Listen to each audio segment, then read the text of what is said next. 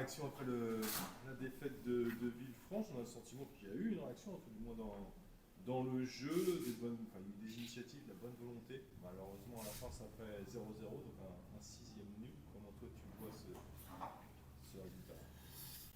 J'ai félicité les joueurs en fait pour les attitudes, les comportements. J'ai vu des joueurs qui se sont battus du début à la fin. Euh, Dommage de ne pas avoir validé un gros temps fort en première mi-temps avec le poteau d'Amad et l'arrêt du gardien sur la frappe d'Hichem Ferra. Mais il y avait cette volonté d'aller vers l'avant, surtout en première mi-temps. Après, bon, il y a forcément un petit peu de fatigue liée à l'enchaînement du deuxième match. Mais voilà, il y avait toujours cette volonté d'être pressant, d'aller de l'avant. Maintenant, c'est vrai qu'il y a des récurrences dans l'approche du but adverse, voilà, où on manque un petit peu de justesse technique, un petit peu de prise de position, notamment sur les centres. Mais l'envie, elle est d'y aller. Euh, Quand je discute à la fin avec Karim, qui me dit on est content de prendre un point, bon, ça veut dire aussi qu'il faut déstabiliser une défense. Ils sont nombreux à défendre, il faut trouver les clés. Euh, mais j'insiste, j'ai vu des comportements intéressants et il faut capitaliser là-dessus. Pardon. On a senti que les gars ils étaient sérieux, appliqués, notamment défensivement. Donc il manque peut-être une forme d'équilibre, parce que des fois on marque pas mal de buts et on en prend. Là, on n'en prend pas, mais devant, on a du mal à aller au bout. Peut-être aussi un petit manque de percussion, de vitesse, je sais pas. Comment toi, tu vois le truc? Est-ce que ça manque d'équilibre?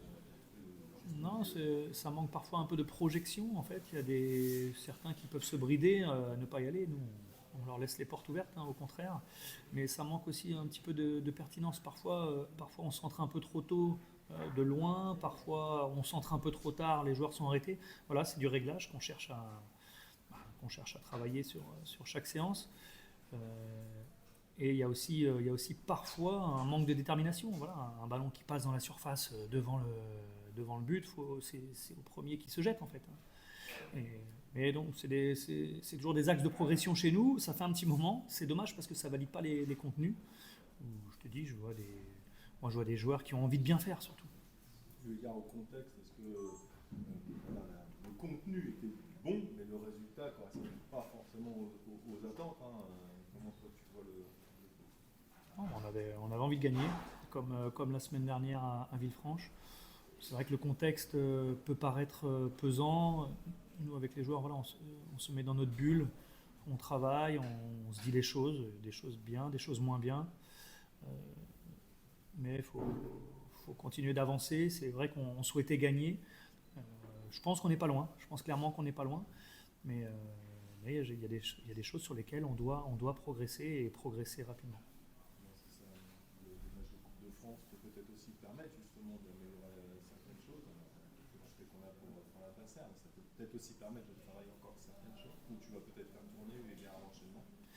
Ouais, ce sera le troisième match de la semaine. Là, il y a eu quelques petits bobos ce soir avec Jason, Clem.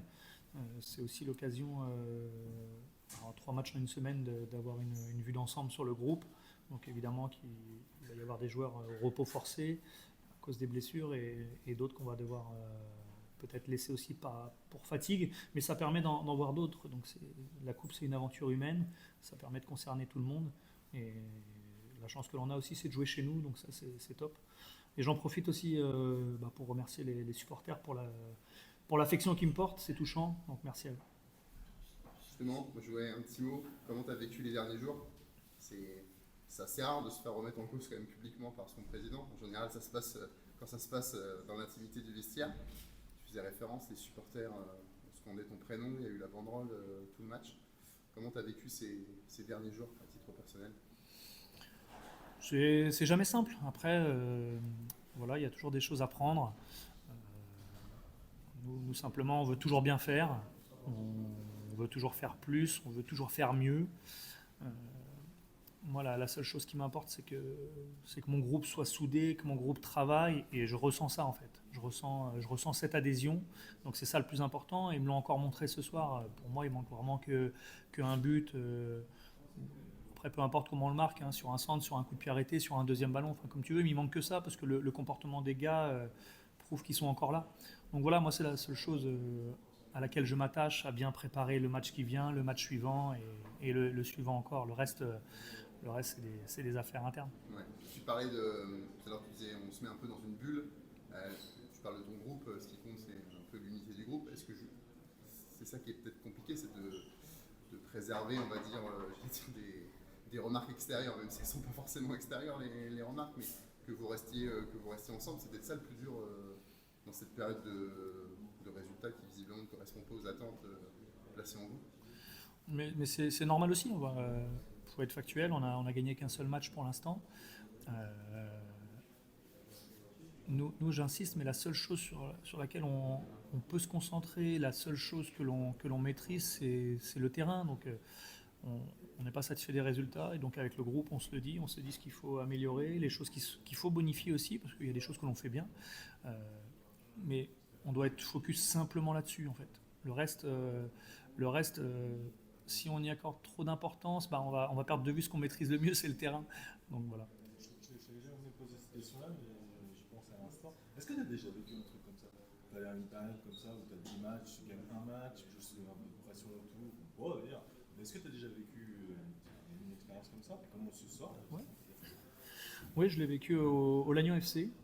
Donc à l'époque c'était la CFA2, c'était la dernière année de CFA2 en fait, du non CFA2. On est dernier à la trêve et voilà en fait c'était un peu similaire en fait. On n'était pas largué dans les matchs, mais un petit peu similaire et avec le président et mon staff à l'époque on avait fait une demande de recrutement de 2 joueurs. Voilà, on avait ciblé 2 joueurs qui auraient pu nous aider. Et en fait, on a fait une série de 11 matchs sans défaite. Et on s'est maintenu à 3 journées de la fin. Donc voilà, c'était une belle remontada sur un cas un peu similaire. Voilà.